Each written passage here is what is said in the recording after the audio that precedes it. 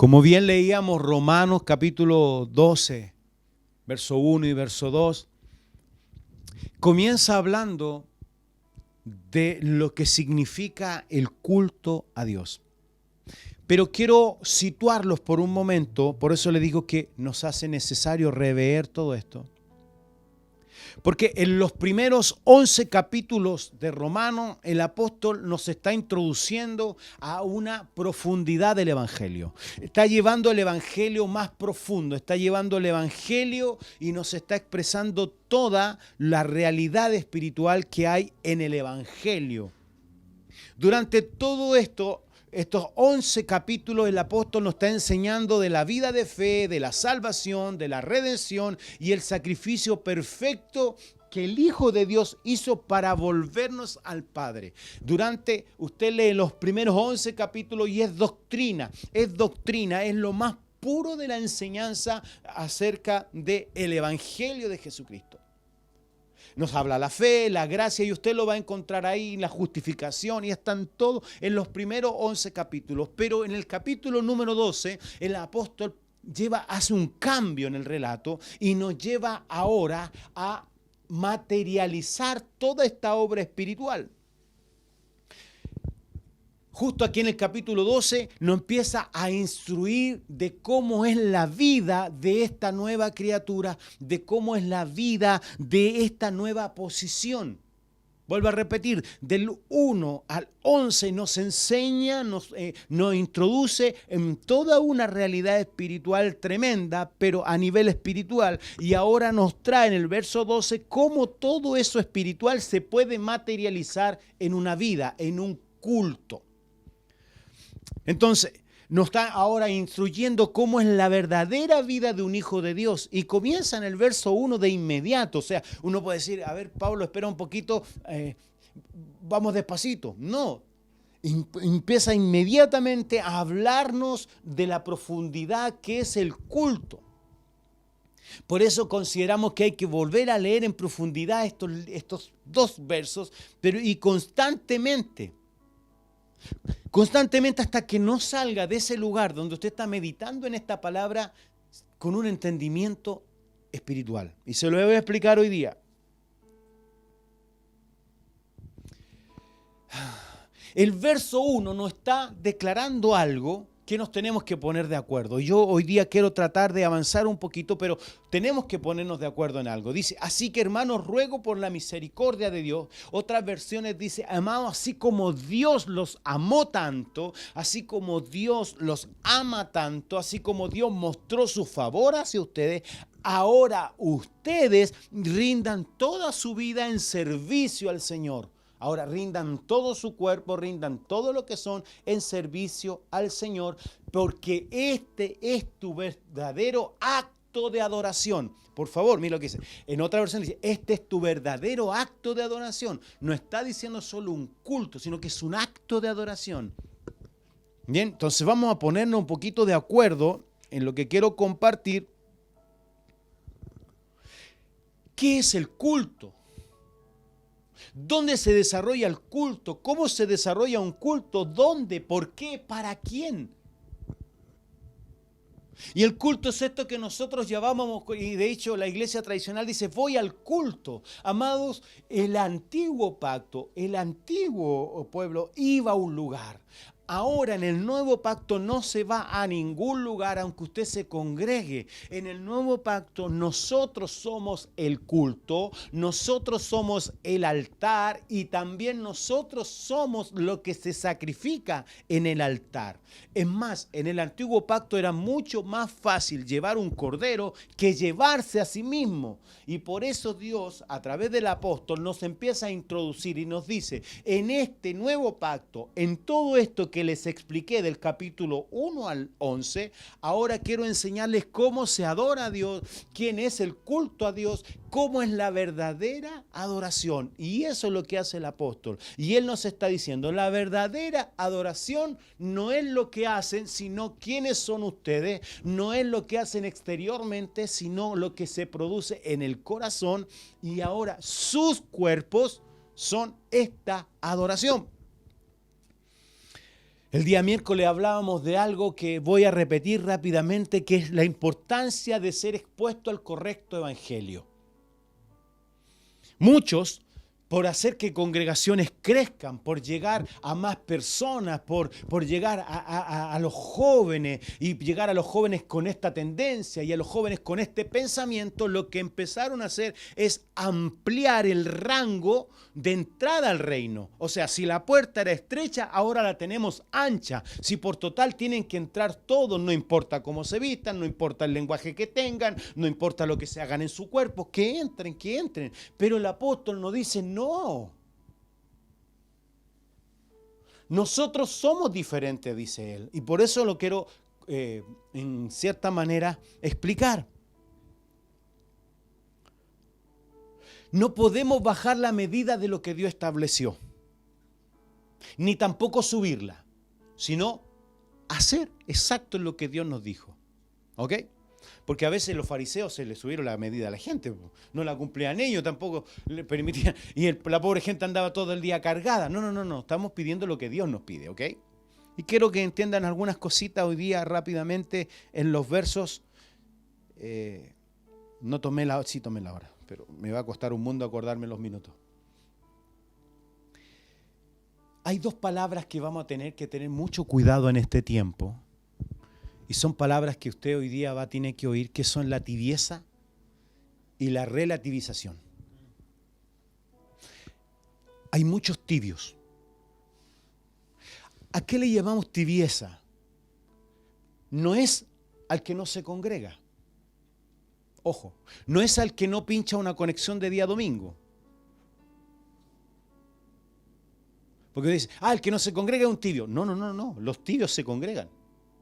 Los tibios están aquí dentro, los tibios cantan.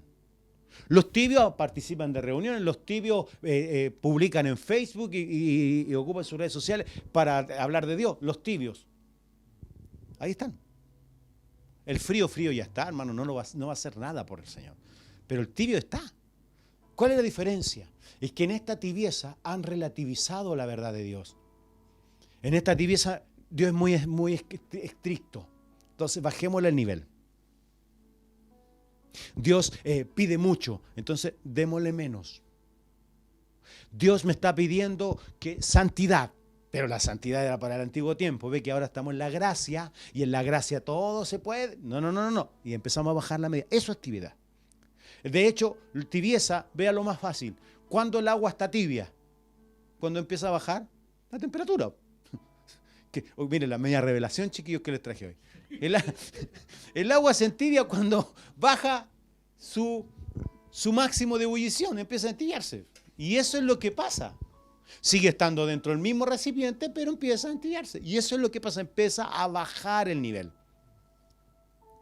Durante este tiempo hemos podido ver que la gente que tenía un compromiso para con Dios empezó a entibiarse. ¿Por qué? Bajó su compromiso, bajó su estándar de vida, bajó todo. Es más, ahora, durante este tiempo, las iglesias que dicen, las congregaciones, perdón, que están permitiendo ciertas cosas y realmente llama mucho la atención. Y yo quiero hablar de nuestra congregación. En nuestra congregación, como somos regidos por la palabra del Señor, vamos a decirles algo muy claro.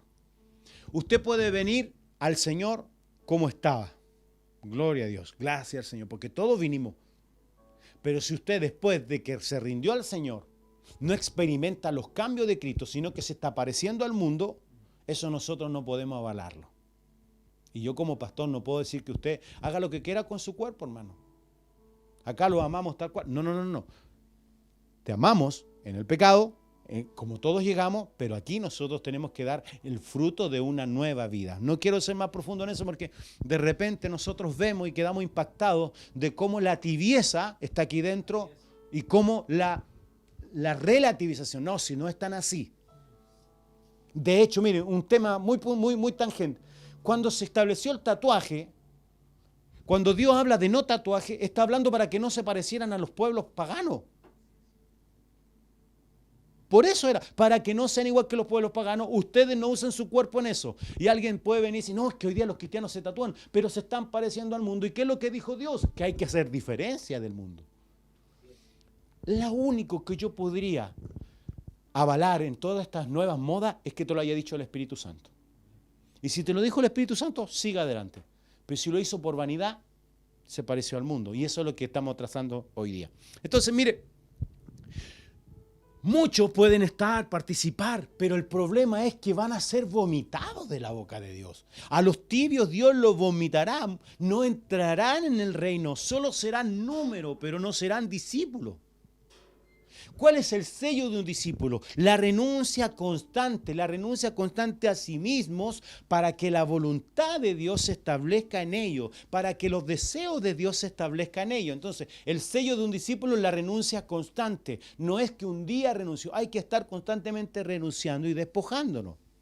Mire lo que dice Gálatas 5:24. Pero los que son de Cristo han crucificado la carne, sus deseos y pasiones. Gálatas 5:16, digo pues, andad en el Espíritu y no satisfagáis los deseos de la carne. ¿Se da cuenta estas diferencias que está provocando en el culto racional? Primera de Pedro 1:14, como hijos obedientes, no os conforméis a los deseos que antes teníais estando en vuestra ignorancia. Deseos de este mundo. Primera Juan 2:16, porque todo lo que hay en el mundo, mire, esto ya es lapidante, todo lo que hay en el mundo, mira el sistema, lo que hay en el mundo, los deseos de la carne, los deseos de los ojos y la vanagloria de la vida, no proviene del Padre, sino del mundo. Y esto es el criterio que debemos tener nosotros como hijos de Dios. ¿Qué es de Dios y qué es del mundo? ¿Qué culto es para Dios y qué culto es para el mundo? ¿Cuándo mi cuerpo está siendo usado para gloria de Dios o para gloria del mundo? Porque mi cuerpo también es parte de este culto. No es lo que canto, no es las manos que levanto, es que todo mi ser es parte de este culto. Por eso nos dice, no se conformen a este mundo, que no te modele el mundo.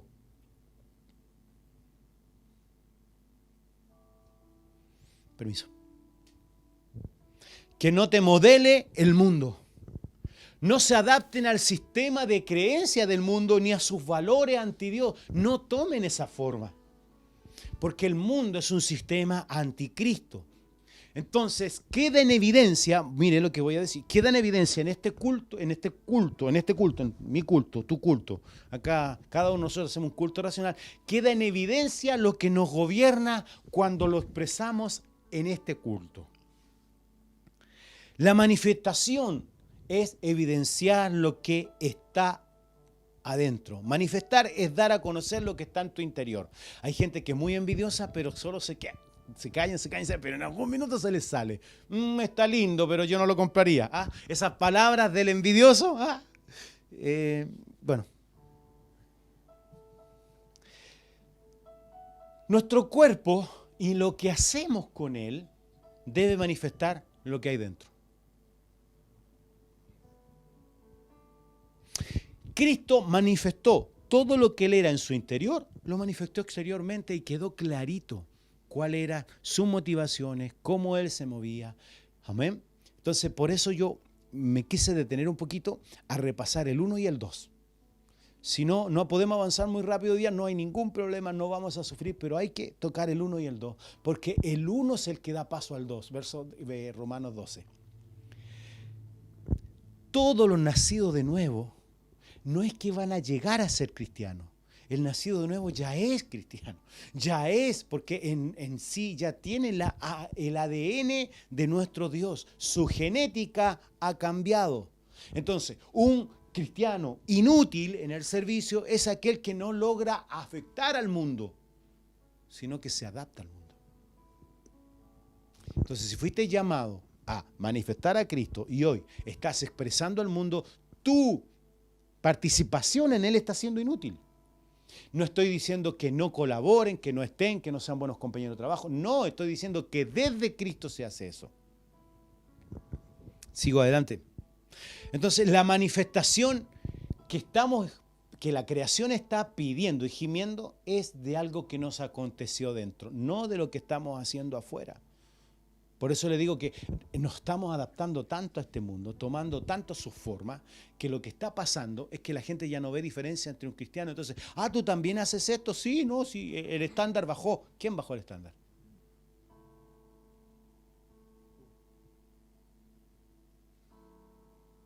Quiero detenerme aquí, pero voy a poner un estándar. Y todos andan preguntando, ¿y los cristianos se pueden separar y casar de nuevo?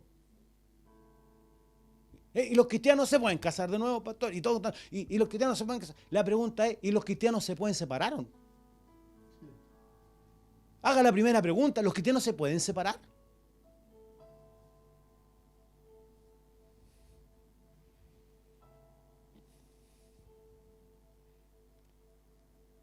La liquidez, quedaron pensando. Es que el cristiano no tendría que tener la opción de separarse, pues, hermano. Porque es un pacto ante Dios. Ahora usted dice, es que pasó esto y esto y esto, entonces por eso Moisés pidió ley, carta de divorcio, por esto, pero es que eso viene por la dureza del corazón, es porque las personas no han cambiado, pero cuando tú tienes dificultades de relacionamiento, no hay ninguna posibilidad de separación, eso tiene que morir, eso tiene que ser pasado por la cruz, eso se tiene que trabajar, es lo que creo, de lo cual estoy convicto. Y si usted se separó porque no pudo mantener la relación, usted es peligroso, no se vuelva a casar. Porque no fue capaz de uno, ahora va a echar a perder otra relación. Entonces, lo importante acá no es si el cristiano se puede volver a casar. La pregunta es si el cristiano entendido al momento de casarse y está tan claro de lo que está haciendo para que no cometa locura. No bajemos el estándar. No bajemos el estándar. Mantengámoslo. ¡Ay! Ahora, ¿cómo salgo?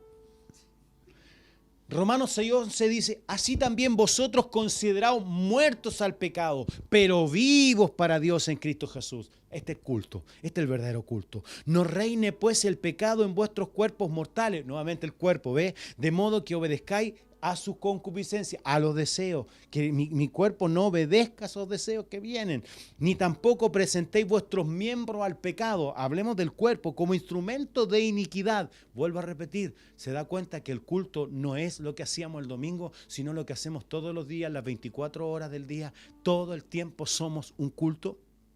Si no presentaos vuestros cuerpos mismos, si no presentaos vuestros mismos a Dios como vivos de entre los muertos. Preséntate como vivo de entre los muertos y vuestros miembros a Dios como instrumento de justicia. ¿Qué es mi cuerpo? Un instrumento de justicia. Y antes de la transformación que estamos viendo, tiene que producirse en nosotros la renovación del entendimiento. O sea, tiene que haber un despojo. No podemos seguir pensando como pensábamos antes, ni con la mentalidad de bajo estándar, ni de tibieza, ni de relativización. Tenemos que ser exactos al momento de ver el Evangelio. Pensemos ahora qué significa la palabra renovación. Estudié la palabra renovación, no se imagina, en tantos lugares, la busqué y tengo varias versiones, pero todas me están diciendo algo. Solo voy a introducir para seguir esta otra semana. Mire lo que dice. En el diccionario griego-español dice lo siguiente. Es el ajuste de la visión moral y espiritual del pensamiento de la mente de Dios que tiene como propósito llevar a cabo un efecto transformador sobre la vida. O sea, renovación es ajustar nuestra mente, es producir algo nuevo y ajustarnos con lo de Dios para llevar adelante algo que me transforme. Es el despojo de mi mente para ajustarme a la mente de Dios y que desde la mente de Dios se produzca la transformación en nosotros. No es yo tratar de pensar como Dios, no. Yo tengo que morir, yo tengo que despojarme de lo que pensaba y de lo que consideraba bueno. Mire, la palabra griega ya es más profundo, se traduce como algo que es nacido de lo alto y tiene la palabra genao que significa engendrar o nacer de nuevo, renacer o ser regenerado. O sea, la renovación tiene que ver con nacer de otro lugar, con conectarme a otra fuente. Primera de Pedro 1:3 dice que nos hizo renacer en Él. Esto nos va a quedar más claro. Al momento en que nosotros rendimos nuestra vida a Cristo, toda nuestra mente se rinde y desde ese momento es la mente de Cristo que empieza a operar en nosotros, renovándonos a un entendimiento del cielo para que ese entendimiento provoque transformación en nosotros. Se los puedo explicar de la siguiente forma. Alguien que es adicto, que es alcohólico, que es adicto a la droga, cada vez que usted habla con esa persona y te dice yo lo dejo en cualquier momento, no lo va a dejar nunca. El primer paso para que un alcohólico, para que un drogadicto salga de la condición en que está, es el reconocimiento de que está mal, de que necesita ayuda. Ese día, esa persona está caminando rumbo a la salida. Pero mientras diga, no, yo esto lo dejo en cualquier momento, yo esto lo manejo. Amados míos, en Chile se dice que una persona que toma alcohol 1 o 2 veces a la semana es un alcohólico. Así lo dice, definido. No es que toma poquito, es alcohólico. Usted toda la semana está ahí.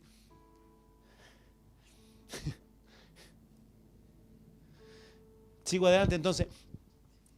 Hay que reconocer en el inicio que la nueva mente, que la mente que yo traía, la mentalidad que yo te venía del mundo, no me sirve para operar en el reino. En el diccionario Strong dice hacer algo nuevo, renovar, transformar en algo nuevo y diferente. Pero mire, con la connotación de superioridad. O sea, esta renovación de mi mente por la mente de Cristo es hacer algo nuevo, pero algo mejor. El diccionario tradicional, el RAE, viene de la palabra renovare y que nos da por lo menos 5 acepciones que dice hacer como de nuevo algo, volverlo a su primer estado. La mente de Cristo. Restablecer o reanudar una relación u otra cosa que se había interrumpido. Mire, volver. Remudar, poner de nuevo o reemplazar algo. Despojo, cambio. Sustituir una cosa vieja, mente pasada, que ya no ha servido, que ya sirvió por otra nueva de la misma clase, una mente. 5. Dar una nueva energía a algo, transformarlo. Entonces la renovación, si ustedes se dan cuenta, en todo momento nos dirá despojo. No te sirve esta mente. Transformar y despojar está sumamente ligado. Para transformar habrá que renovar, habrá que poner algo nuevo, habrá que considerar que algo ya está obsoleto. Hay que marcar la diferencia entre lo que Dios aprueba y lo que Dios no aprueba. Hay que ser radical al momento de examinar la palabra de Dios. ¿Qué es agradable a Dios y qué no es agradable a Dios? Un cristiano no vive de acuerdo a lo que le agrada a él, sino que vive de acuerdo a lo que Dios pide, a lo que la voluntad de Dios está demandando. Entonces, tanto para ser renovados y posterior transformación, habrá que abandonar algo, habrá que dejar algo. En Cristo somos trasladados, lo vimos, la palabra transformar es trasladar, mover para transformar. ¿De dónde? De muerte a vida, de Adán a Cristo, de la carne al espíritu. Pero este traslado no habla de un lugar físico. Muchos de nosotros nos enfocamos en el lugar físico. Fuimos trasladados, no es un lugar físico. Esto se produjo en el espíritu, no es natural, es absolutamente espiritual. Porque ahora usted va a ir donde el psicólogo le va a decir, cámbiame la mente. La mente no la puede cambiar él. La mente se produce en el traslado de muerte a vida, donde la Escritura nos dice que ahora tenemos la mente de Cristo. Por eso debemos entenderlo por el Espíritu. Jesús le habló a Nicodemo y avanzo los próximos 5 minutos. Jesús habló a Nicodemo y enfrentó el mismo inconveniente. Jesús le estaba hablando un lenguaje espiritual, pero Nicodemo solo estaba capacitado para entender lo natural. El mensaje era el mismo, las posiciones diferentes daban consigo una interpretación diferente. Nosotros interpretamos según la posición en la que estamos. ¿Y se lo explico? Si usted no permite que la mente de Cristo se establezca en su vida, usted toda la Biblia la va a interpretar desde la mente de Adán, desde lo que a usted le conviene, desde lo que usted quiere hacer. ¿Cierto? Interpretamos desde la posición en que estamos. Para alguien que tiene mucho dinero, se estresa y dice, estoy muy complicado, ¿por qué? Es que no puedo salir de vacaciones a playa en Cancún. Porque lo interpreta de su posición. Pero para alguien que está en escasos recursos, ¿qué le pasa a él? Sufre porque no puede llevar el pan a su casa. Cada uno va a sufrir desde lo que posición que ve. ¿Cierto? A veces nosotros sufrimos porque no podemos cambiar zapatos, pero en la misma cuadra hay gente que está sufriendo porque no tiene que comer. Cada uno va a sufrir de la posición o va a interpretar una realidad de la posición en la que esté. Nicodemo trataba de interpretar algo espiritual desde la posición en la que él se encontraba. Entonces yo quiero decirle a la iglesia, en esta mañana, y con lo que yo mismo he establecido, con los minutos en contra, decirle lo siguiente. Esta verdad de la palabra, esta palabra de verdad, esta palabra de vida, esta palabra que para la carne es tan radical, para el espíritu es vida. Que para la carne este culto tiene que ser cantando, para esto tiene que ser muriendo.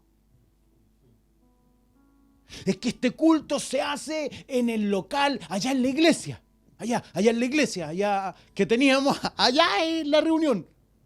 Y Dios nos dice, en esta posición la reunión eres tú. Es que yo no puedo adorar, pastor, si no hay música. Entonces usted no es adorador, usted es un cantante. Si la música no influye. Sigo avanzando. Me dan ganas de extenderme. ¿Ah? Como decía la congre, ¿qué me da 5 minutos? No se olvide esto, que vamos a profundizar en el próximo tiempo. La interpretación que yo le doy a la palabra es según la posición en la que yo me encuentre. Efesios 4:22 se va a dar cuenta, dice, en cuanto a la pasada manera de vivir, despójese del viejo. Y yo de repente, despójate del viejo hombre, que está viciado conforme a los deseos. ¿Se da cuenta? Ese hombre se movía conforme a deseo engañoso. Y mire lo que dice, y renovaos en el espíritu de vuestra mente y vestíos del nuevo hombre. Y vestido del nuevo hombre, este nuevo hombre creado según Dios en la justicia y santidad de la verdad. Para la transformación será necesaria la renovación. Y no solo un cambio de pensamiento, por favor, no es un cambio de pensamiento, sino que es el despojo de una vida pasada, sino que es el despojo de una mente viciada. El despojo de una mente viciada que solo pensaba en ella, que solo buscaba el beneficio personal. Esta mente se ha corrompido, esta mente comió del árbol del conocimiento y abandonó el árbol de la vida. El conocer de los hombres tiene que ver con cuánta experiencia tengo, con cuántos libros leo, pero comer de la vida es comer del constante vida de Cristo y ser nutrido por ella más allá que los libros que logre leer o coleccionar. Puede ser un extraordinario lector y una pésima expresión de Cristo. Nosotros vamos por lo que genera la vida orgánica de Cristo en nosotros. El conocimiento es un gran enemigo al momento de... El conocimiento intelectual es un gran enemigo al momento de ver y entender a Dios.